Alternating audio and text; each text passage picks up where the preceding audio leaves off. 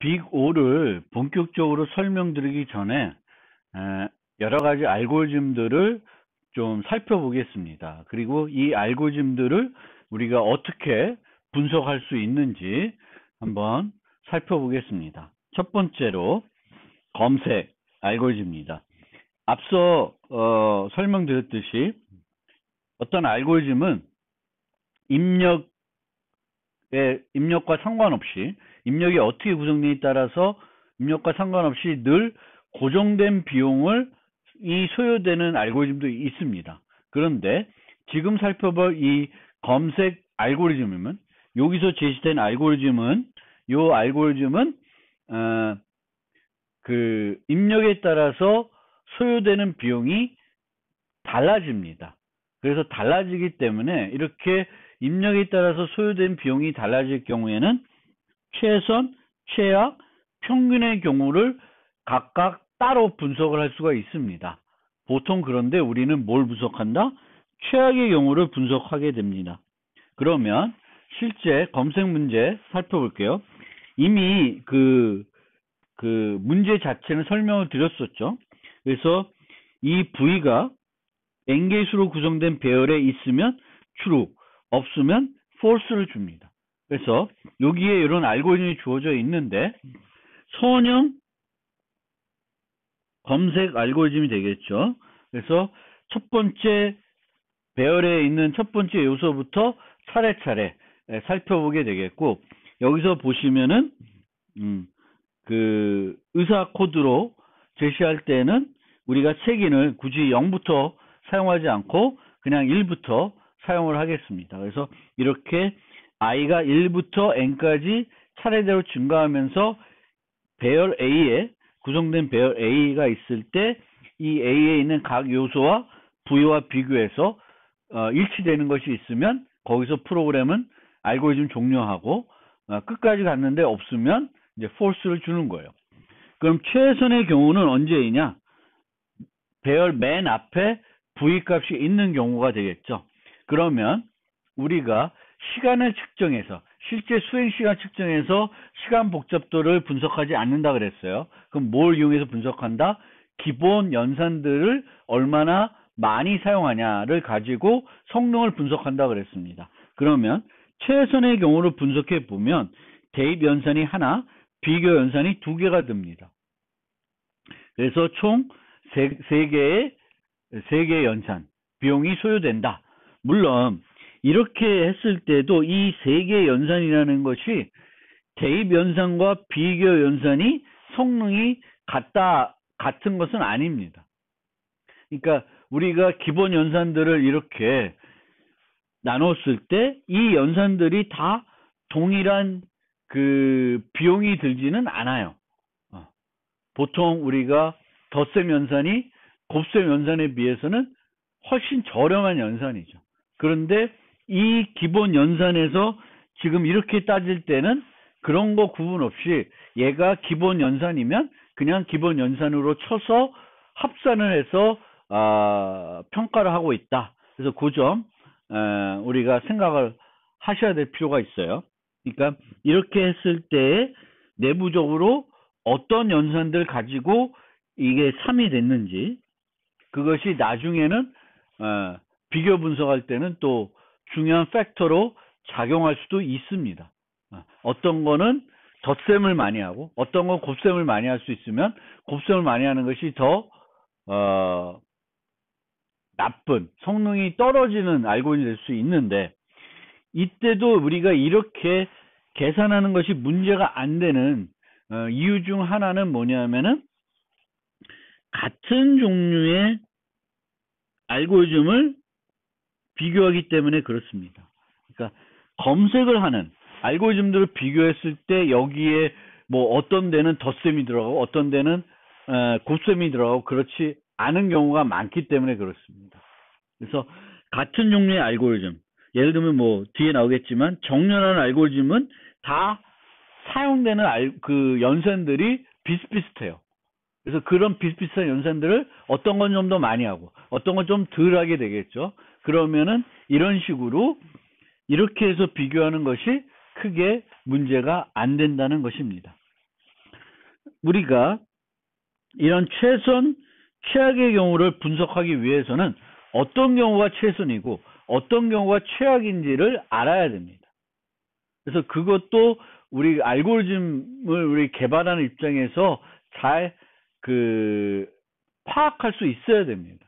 그러니까 어떤 문제가 주어졌을 때 알고리즘을 만들고 나면 이 알고리즘이 어떤 경우에 최악의 경우에 성능을 보이고 어떤 경우에 최선의 경우에 성능을 보이는지 알아야 될 거고, 특히 중요한 게 최선보다는 최악의 경우입니다. 어떤 경우가 최악인지. 그 최악의 경우를 테스트해 보면 성능이 얼마나 나쁜지도 또 알 수가 있습니다. 실제적으로 시간을 측정해 본다 그러면 그때는 또 의미가 있을 수가 있겠죠. 그래서 이 검색 알고리즘은 어떤 경우에 최악의 경우를 보이냐면은 내가 찾고자 하는 부위가 이 배열에 없는 경우가 될 거고, 그럴 경우에는 3n 플러스 2라는 비용이 듭니다. 여기서도 이 n이라는 것의 그 형태, 이 형태가 비교 분석할 때 중요하죠. n에 비례하는 거예요. n의 개수에 따라서 비례한다. 3 곱하기 n이니까 n에 비례하는 거예요.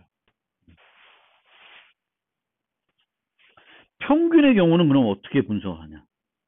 이 경우는 상당히 복잡합니다. 복잡해요. 그리고 여러 가지 가정이 필요합니다. 어떤 가정이 필요하면 배열 내에 있는 값을 검색할 확률. 또 그러니까 예를 들면 이렇게 가정할 수 있어요. 배열에 있는 걸 검색 확률이 2분의 1이에요. 그러니까 우리가 평균 비용하면 전체를 그러니까 전체 우리가 고려하는 것을 각각의 비용들이 있을 때 그 전체를 나눠줘야 되겠죠. 그러면 평균 비용이 나오죠. 우리가 n개의 케이스가 있으면, 대문자 n이에요. n개의 케이스가 있으면 각 케이스별로 소요되는 비용들을 다 더한 다음에 그걸 n으로 나오면 평균 비용이 되겠죠. 그런데 이 n 케이스를 어떻게 따질 것이냐? 0.5는 여기에 있고 또 0.5는 없어요. 그럼 없는 경우의 비용은 3n 플러스 2가 되는 거죠. 이건 나눌 필요는 없겠죠. 0.5씩 했으니까. 그래서 이 0.5, 0.5 이렇게 할 수가 있습니다. 그러니까 복잡해지는 거죠. 또 이 안에서 그러면 우리가 각 위치에 검색할 수 확률이 또 필요하겠죠. 요걸 계산하려면. 그럼 모든 경우가 동일하다고 가정하면 또 분석할 수 있습니다. 그러니까 그러니까 1부터 n까지 있을 때 얘를 검색할 확률들이 다 같으면 n으로 나눠주면 되겠죠. 그래서 하나는 3, 그 다음에 얼마를 n으로 나누고 또 이렇게 하면은 이것이 이제 평균의 경우에 분석이 되겠습니다. 그럼 이 가정이 맞냐 틀리냐, 또 이것도 우리가 이제 응용에 따라서 달라질 수가 있는 거죠. 그래서 이 평균의 경우에는 이처럼 상당히 어려울 수가 있습니다. 그래서 이제 평균의 경우를 잘 분석하지 않고 최악의 경우를 분석하게 됩니다. 그래서 분석하기가 최악의 경우가 쉽고요. 평균의 경우에 비교해서 상대적으로 쉽고, 많은 경우 평균 비용과 최악의 비용이 같을 수 있습니다. 그럼 이거를 분석해 봤더니 결과적으로 이것도 여전히 평균도 선형 비용일 수 있어요. n에 비례할 수 있습니다. 뭐 2분의 n이라든지 n에 비례하는 거죠. 어쨌든 고객 반응의 입장에서는 또 아까 말씀드렸듯이 99번 빠르고 한 번 느리면 이 느린 거가 그 어떤 감정적으로 느끼는 것이 이제 이 알고리즘은 느리다고 느끼는 거예요. 그래서 99번 빠르고 한 번 느린 거를 평균했을 때의 느낌으로 고객이 받아들이지 않는다는 것입니다. 그리고 얘를 공간 복잡도 측면에서 분석을 하면은 얘는 실제적으로 최고 활용된 거는 색인 변수만 추가적으로 활용된 게 없죠. 그렇죠? 배열, I 요 세 가지. 그러니까 얘는 이제 상수 비용이 추가됐죠. 근데 얘도 실질적으로 나중에 비교를 하면 n에 비례하겠죠. 왜냐하면 입력 크기가 n이니까. 필요한 공간은 n을 나타내야 되니까 n개의 공간은 기본적으로 필요합니다. 자, 그러면 이제 공간 복잡도 측면에서 좀 더 좀 차이가 나는 경우를 한번 생각을 해봅시다. 그래서 가장 많이 등장하는 수를 찾는 거예요. n개의 수로 구성된 배열이 있고 출력은 이 배열에 가장 많이 등장하는 수를 찾는 겁니다. 여기에 두 개의 알고리즘이 주어져 있어요. 이 두 개의 알고리즘이 다 효과적인 것은 아닌데 여기서 지금 제가 보여드리고 싶은 것은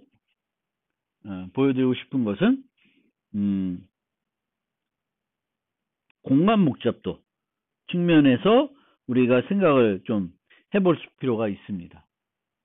이 경우에 보시면, 이 알고리즘을 보시면 어떻게 되어 있냐면 for loop가 있고 여기에 또 for loop가 있죠. 그런데 어떻게 하냐면은 v를 ai로 놔요. 그 다음에 이 v 값이 전체 배열에 몇 번 등장한지를 카운트합니다. 그리고 그것이 지금까지 계산된 그 개수와 비교해서 더 큰지 작은지를 비교하게 되겠고, 기존 것보다 크면은 그 맥스 카운트 값을 바꾸는 형태가 되겠습니다. 그러면 이 알고리즘은 이 배열이 어떻게 구성되는지 상관없이 늘 n제곱 비용이 소요됩니다. 그러니까 n번 for loop가 돌고 그것만큼 또다시 n번이 들어오니까 총 n제곱번 뭔가 수행이 이루어져요. 그렇죠? 그러니까 뭐 아까처럼 최선, 최악, 평균의 경우가 없습니다. 그리고 그래서 얘는 n제곱 정도의 비용이 소요되는 건데 어쨌든 지금은 이제 시간 복잡도가 핵심이 아니니까 설명드리고자 하는 게 공간이니까. 그런데 여기서 보면 추가적으로 사용하는 공간들은 m, m 카운트, i, j 이런 변수들이에요. 제한되어 있죠. 그렇죠? 그러니까 결정되어 있습니다. n의 크기가 변한다고 해서 이 개수들이 변하지 않아요. 늘 고정되게 4개를 더 쓰고 있습니다. 그러니까 이 알고리즘은 공간 사용 측면에서 보면은 추가 공간을 사용하지 않고 있는 그런 해결책이 되겠습니다. 그런데 이 알고리즘을 봅시다. 이 알고리즘은 해시맵이라는 걸 사용하고 있습니다. 해시맵은 값과 키와 값 쌍을 유지해줘요. 키와 값 쌍을 유지해 주는 거고요. 그리고 이 키와 값의 쌍을 유지할 때 얘를 put하고 get하는 비용이 이제 어떤 방법을 쓰냐에 따라서 좀 차이가 있는데 트리 맵이라는 게 있고 해시 맵이라는 게 있어요. 그래서 자료구조 수업을 들은 사람들은 요 두 개를 이해할 텐데 얘는 이 put 연산이 log n 비용이 들고요. 그 해시맵은 O1이 들어가요. 어쨌든 근데 이 두 개는 또 나중에 언제 기회 되면 설명드릴 기회가 있는지 모르겠는데 어쨌든 이런 차이가 있습니다. 그러면 이 해시맵이 O1의 성능을 가지기 위해서는 크기가 1.3n 저장돼야 될 것보다는 1.3배가 커야 돼요. 근데 이 H에 우리가 저장하는 것들은 n개를 저장하는 건 아니에요. 최악의 경우는 어떻게 돼요? 모두 다른 경우죠. 모두 다른 경우에 n개를 다 저장하겠죠. 근데 그렇지 않은 경우에 다 저장하지 않습니다. 이 알고리즘에서 나쁜 것 중에 하나는 중복 계산을 하죠. 이 V가 예를 들면 1이면 요때도 1이 몇 개인지 계산하고 요때도 1이 몇 개인지를 또다시 계산하겠죠. 그래서 그렇게 중복 계산을 이미 했던 계산을 또 하는 그런 알고리즘인 반면에 이 알고리즘은 그렇지는 않습니다. 그래서 처음에 여기 n번 수행이 돼요. 그러니까 요 for loop에서 안에서 뭔가 그 계산들이 이루어지지만 어쨌든 n번 작업이 이루어지고요. 또 그 다음에도 결국은 n번 한 번씩 수행이 돼요. 그러면 n번 n번이니까 n 제곱이 아니라 2n이 되는 거예요. 2n. 그러니까 얘는 2n, 얘는 n 제곱. 그럼 얘가 훨씬 더 효과적이죠. 그런데 얘는 내부적으로 알고리즘을 잠깐 소개를 해드리면 우선 1, 3, 1, 4, 5, 1 뭐 이렇게 돼 있다 치면 1이 처음에 보면 1이 해시맵에 있는지 보는 거예요.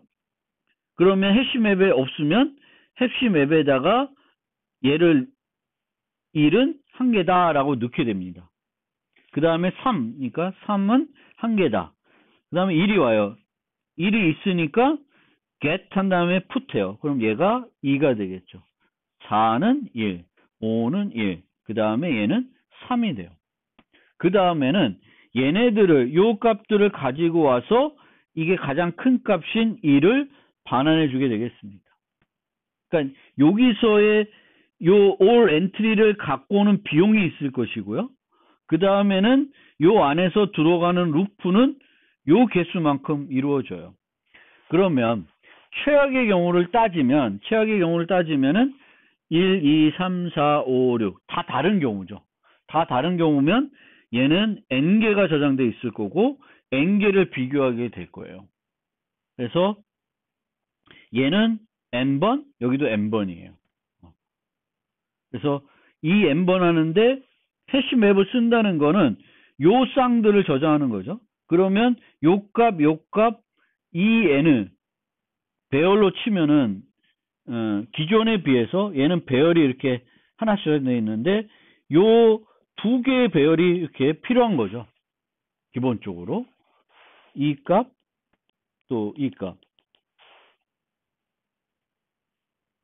뭐 실제적으로는 해시맵이면 이제 이 자체는 유지하지 않을 수도 있어요. 구현화 방법에 따라서는. 근데 얘를 유지한다 치면은 두 개의 값을 다 유지하고 있으니까 이제 2n, 3n의 공간이 필요한 거죠.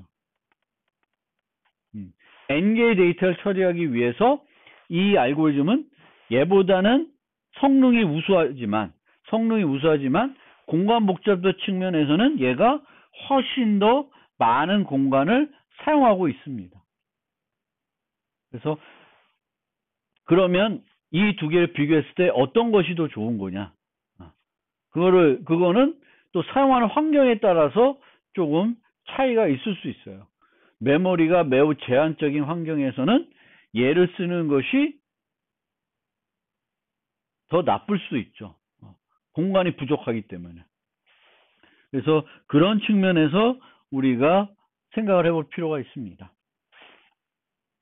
그리고 이런 식으로 표시되어 있는 거는 이제 저지에 가면 이제 문제를 만들어 놨으니까 여러분들이 한번 해결해 보시면 좋겠고요.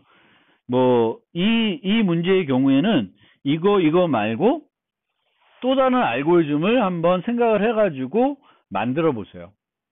여러 가지 아이디어들이 떠오를 텐데, 그래서 어떤 것이 더 좋을지. 그러니까 요 문제의 경우에는 요 두 개 말고 하나를 더 만들어서 통과를 하셔야 되겠습니다.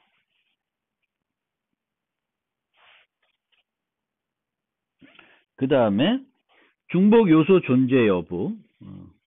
자, 이게 지금 흐름이 요 슬라이드에서는 최선, 최악, 평균의 경우가 있을 수 있다. 근데 그 중에 우리는 최악의 경우를 주로 고려한다라는 걸 설명드린 거고요. 요 슬라이드에서는 이제 알고리즘 해결하는 그 해결책들이 있는데 어떤 알고리즘은 성능은 떨어지는데 공간 활용도는 좋고 어떤 거는 성능은 우수한데 공간 활용도는 클 수도 있다라는 거예요. 그런 거를 이제 하나 보여드렸고 그 다음에 요거는 이제 성능이 다양한 그런 알고리즘을 또 보여드리고자 하는 겁니다. n개의 수로 구성된 배열이 있고 중복 요소가 있으면 true, 없으면 false를 주는 그런 알고리즘을 만들어라. 그래서 이 중복 요소의 존재 여부도 배열에 따라 종료 시점이 다릅니다. 배열에 따라. 왜냐하면 1, 이런 경우가 있고 1이 있고 다 다른 경우. 다 다르면은 얘와 얘를 비교해야지만 끝나겠죠. 여기서는 얘와 얘를 비교하는 순간 중복이 있으니까 바로 끝낼 수가 있습니다. 그래서 배열에 따라서 종료 시점이 다를 수 있고요. 그럼 최선, 평균, 최악의 경우가 있는데 우리는 어떤 경우를 분석해요? 최악의 경우를 분석하는 거예요. 그러면 어떤 경우에 최악의 경우인지를 알아야 되겠죠. 어떤 경우가 최악이냐면은 같은 중복 요소가 없는 경우가 최악이겠죠. 중복 요소가 있을 경우에는 그걸 찾는 순간 프로그램은 알고리즘 종료할 수 있으니까 중복 요소가 없을 때가 가장 최악의 경우입니다. 그러면 어떤 알고리즘이 있을 수 있냐? 첫 번째로는 이렇게 모두 비교하는 거죠. i번째 요소와 나머지, 그 다음에 요 첫 번째 요소와 나머지, 그 다음 요소와 여기 요소들. 왜냐하면 얘와 얘는 이미 비교했기 때문에 요건 비교할 필요가 없어요. 그래서 처음 이렇게 비교하면 어떤 형태가 되냐면 처음에는 n-1개 비교하고 그 다음에 n-2개, n-3개 이런 식으로 한 개를 비교하게 됩니다. 그래서 이렇게 비교하는데 요거를 다 더하면은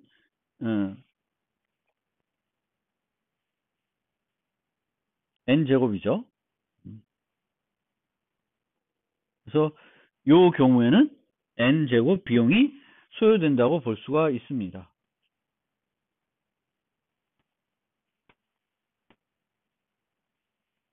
그 다음에 다 비교하지 않고 정렬을 합니다. 그러면 n 로그 n, 보통 정렬은 이 정도 비용이 들어요. 정렬하는 비용이 추가가 됐고요. 정렬한 다음에 그 다음에는 선형 비교를 하게 됩니다.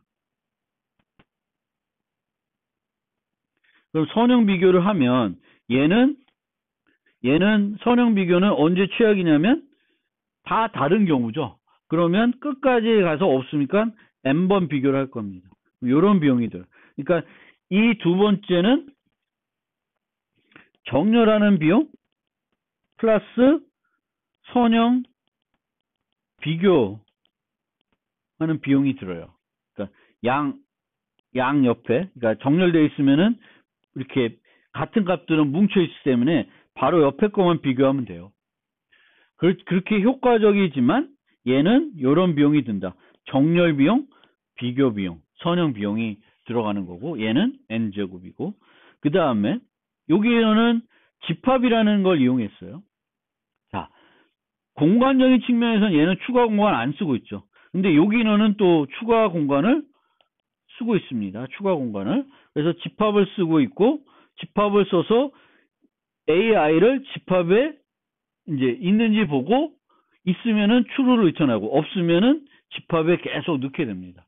그러면은 이 경우에도 최악의 경우에는 모두 다를 경우이고 모두 집합에 집어넣을 경우죠. 그래서 put 비용이 들어가요. 근데 이 set이라는 것도 hash set, tree set이라는 개념이 있고요. 얘는 put이 O1이고 얘는 O log n이에요. 그러면 얘는 어떤 비용이에요? 선형 비용이에요. 선형 비용이다.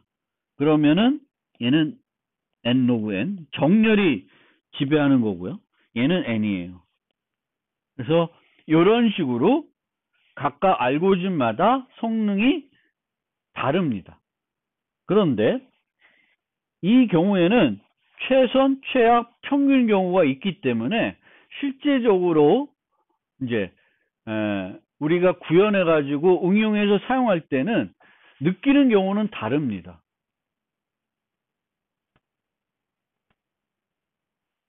그 얘기는 평균 비용을 느낄 거예요, 우리는. 아니면, 그러니까 최악의 경우에 비용이 워낙 이렇게 차이가 크지 않으면은 이제 주로 평균적으로 어떤 애가 더 빠르냐 이런 측면이 있을 거예요. 그러니까 얘네들을 우리가 실제적으로 구현해서 테스트해 봐도 얘네들의 그 나오는 시간 출력 값들이 이거 가지고는 그 정확하게 비교하기가 어려울 수 있습니다.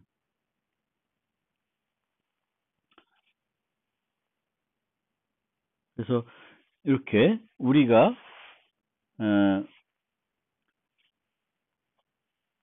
한 알고리즘을 해결하는 비용은 다양할 수 있죠. 그래서 그 다양성을 한번 이 문제를 가지고 우리가 생각해 봤으면 좋겠습니다.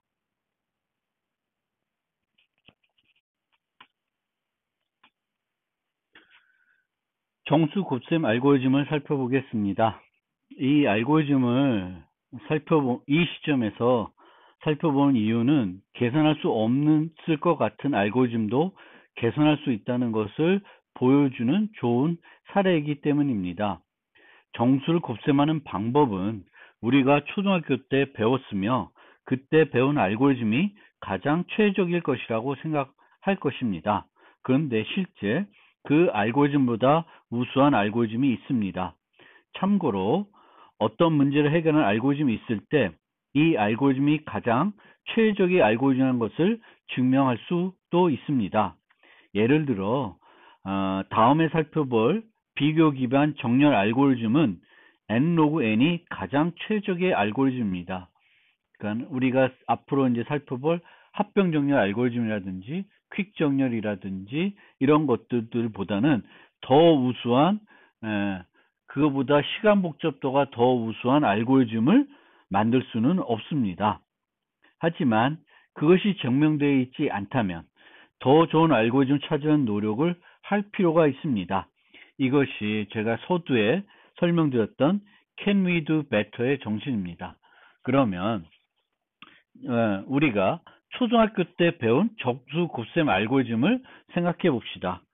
이 알고리즘은 우리가 분석을 좀 편안하게 하기 위해서 또 이 초등학교 알고리즘과 비교할 더 효율적인 알고리즘을 소개하기 위해서 자릿수를 n자리로 고정을 하겠습니다. 그러니까 똑같은 자릿수의 두 개의 정수를 곱하는 겁니다. 그리고 이제 출력은 두 수의 곱을 제공하는 거죠. 그래서 5678 곱하기 1234를 하면 요 값을 얻을 수 있는데 이것을 계산해주는 알고리즘을 말합니다. 그럼 초등학교 때 알고리즘은 이런 식으로 진행되죠.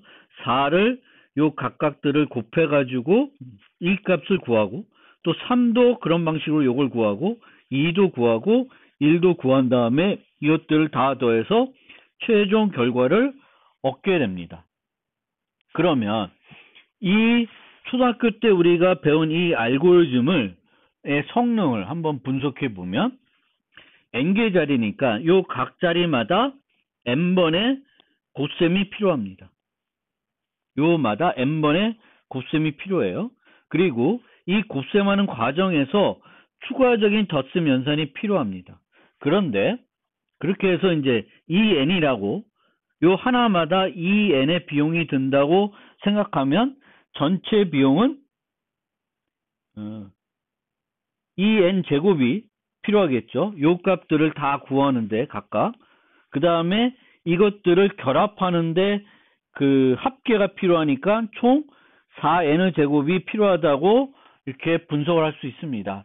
결국은 n제곱에 비례한다는 거예요. 그런데 여기서도 실제적으로 우리가 좀 더 세부적으로 살펴보면 얘가 만약에 우리가 배열이 A 배열이 있는데 얘가 5, 6, 7, 8이 주어지고 B 배열이 거꾸로 해야 되겠구나. A가 8, 7, 6, 5가 주어지고 B가 4, 3, 2, 1이 주어졌을 때 이제 요 두 개의 곱인 요거를 찾는 요 알고리즘을 이제 초등학교식으로 하면 AI와 BI를 곱하겠죠. 이 결과를 R이라고 합시다. 그러면 CI는 R 모두 요 값이죠. 요 값은 중간값이니까 temp i는 R 모드 10 더하기 캐리 값이 될 것이고요. 캐리는 우선 0이라고 합시다. 그러면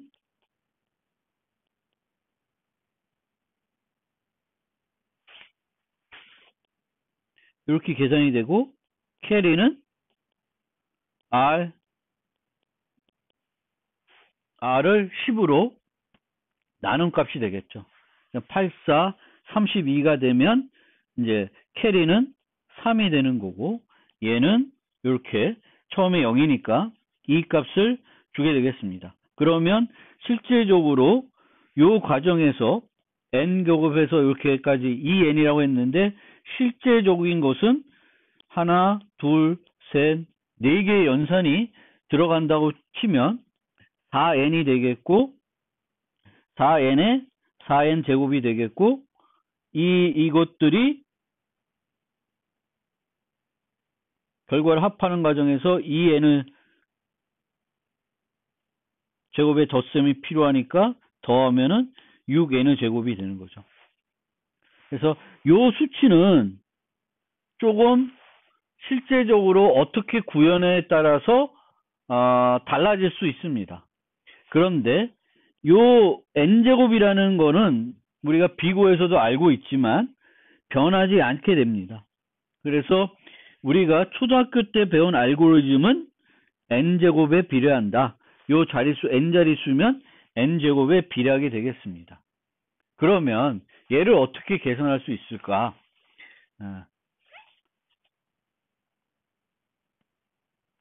여기에 보면 이 알고리즘에서 되게 유명한 사람인데 올만이라는 사람이 그 사람이 한 이야기를 하나 소개를 하면 Perhaps the most important principle, 원리, 가장 중요한 원리 for the good algorithm designer, 좋은 알고리즘, 우수한 알고리즘 디자이너가 가져야 될 좋은 원리는 is to refuse to be content, 만족하는 것을 거부해야 된다는 거예요. 요거를 쉽게 표현한 얘기가 can we do better, 더 효과적인 알고리즘을 찾을 수 없을지 늘 계속 고민해야 좋은 알고리즘 설계자가 될 수 있다라는 거예요. 만족하면 안 된다는 거예요. 그래서 어떻게 하냐면은 카라슈바라는 알고리즘이 있는데 얘 정확한 성능은 이제 여기서 정확하게 분석은 안 해요.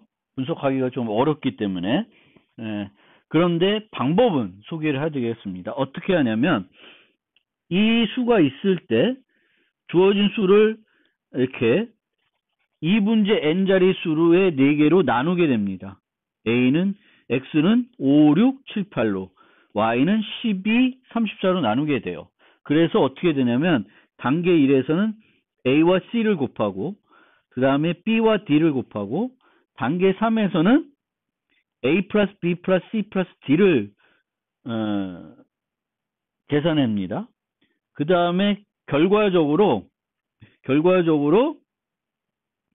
요 3에서 요 2와 2를 뺀 요 값을 계산한 다음에 요거를 6, 7, 2를 공 4개를 붙이고 2, 6, 5, 2는 그냥 붙이고 얘는 공 2개를 붙여가지고 다 더하면 최종 결과가 얻을 수 있습니다. 즉 카르슈바 알고리즘은 n자릿수 2개를 곱하는 것을 2분제 n자릿수를 곱하는 형태로 문제를 더 작은 문제로 줄여가지고 해결하고 있습니다. 요거를 분할 정복이라고 할 수 있습니다. 그러니까 큰 문제가 있을 때 이 큰 문제를 여러 개의 작은 문제로 나눠서 이 작은 문제들을 해결해서 큰 문제를 해결하는 거예요. 그래서 분할 정복 기법이 되겠고요. 이 분할 정복 기법은 이와 같이 이제 n 크기의 문제를 이 문제 n 크기의 문제로 줄이기 때문에 이제 같은 종류의 소문제로 줄이는 거죠. 그래서 이거를 프로그램으로 짜면 리커시브하게 재기적으로 구현할 수가 있습니다. 그래서 어떻게 실제적으로 구현하냐면은 수학적으로 좀 더 표현하면은 A는 10의 2분의 n승이죠. 그러니까 X를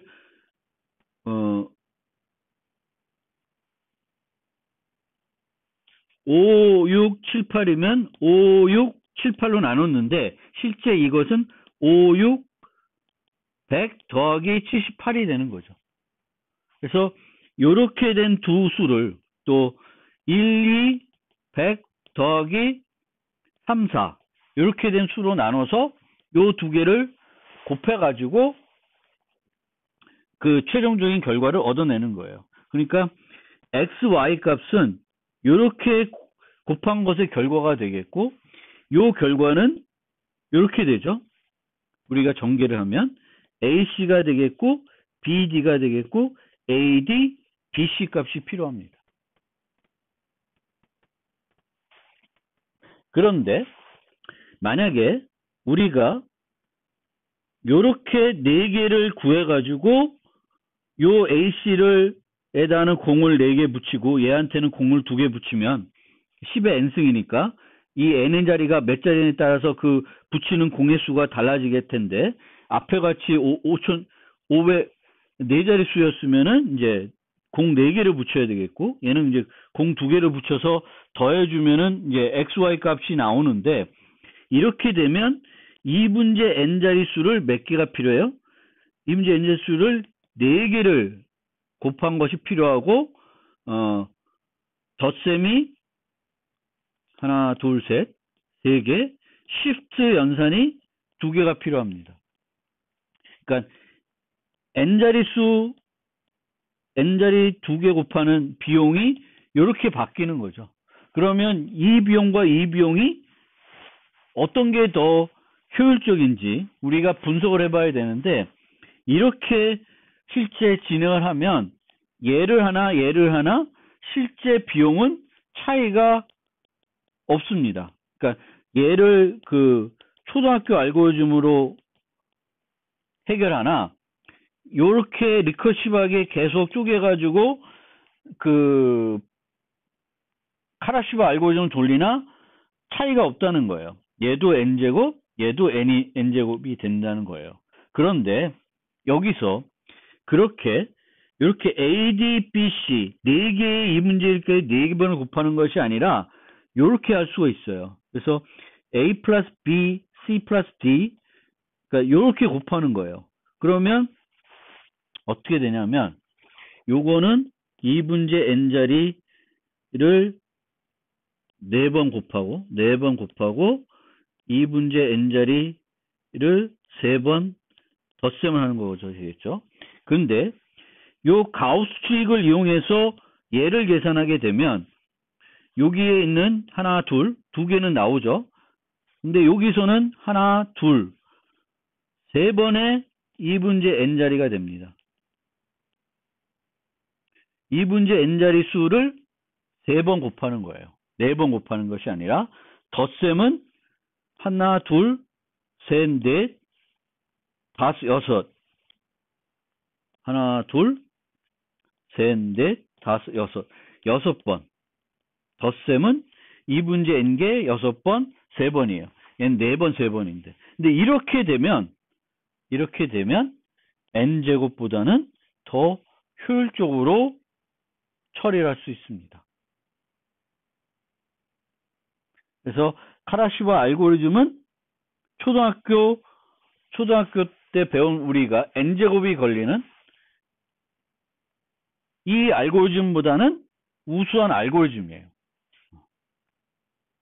우수한 알고리즘인데 이게 실제적으로 얼마나 얘보다는 우수하냐라는 거는 이제 좀 더 지나가면 이제 이 재기 알고리즘을 분석하는 방법을 소개할 건데, 물론 이제 이 장에서도 뒤에 합병 정렬을 소개하면서 소개를 할 거예요. 소개를 하겠지만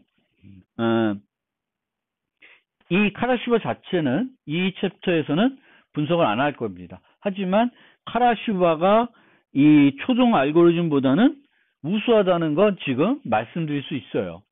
그런데 그렇다고 해서 실제 카라시바 알고리즘이 더 효율적이니까 우리가 그러면 카라시바를 배워서 그것을 우리가 곱셈할 때 카라시바 알고리즘 적용해야 되냐? 그건 아닙니다. 이거는 만약 컴퓨터를 하면 카라시바가 더 효과적이니까 컴퓨터를 구현하면 카라시바를 구현할 수 있겠지만, 사람이 머릿속으로 할 때는 또는 손으로 할 때는 이렇게 하는 것보다는 이렇게 하는 게 더 간단할 수가 있습니다. 그래서 또 이 알고리즘이라는 것이 사람이 했을 때와 그 컴퓨터가 했을 때가 또 다르다는 점도 우리가 생각해 봐야 될 지점입니다. 그러니까 이 우리가 생각하는 알고리즘들은 컴퓨터 알고리즘입니다. 컴퓨터가 빠르게 할 수 있는 알고리즘들이고, 컴퓨터가 빠르게 할 수 있기 때문에 사람도 그걸 사용하면 빠르게 할 수 있다라는 것은 아닐 수 있다라는 것을 우리가 조금 기억해 둘 필요는 있습니다.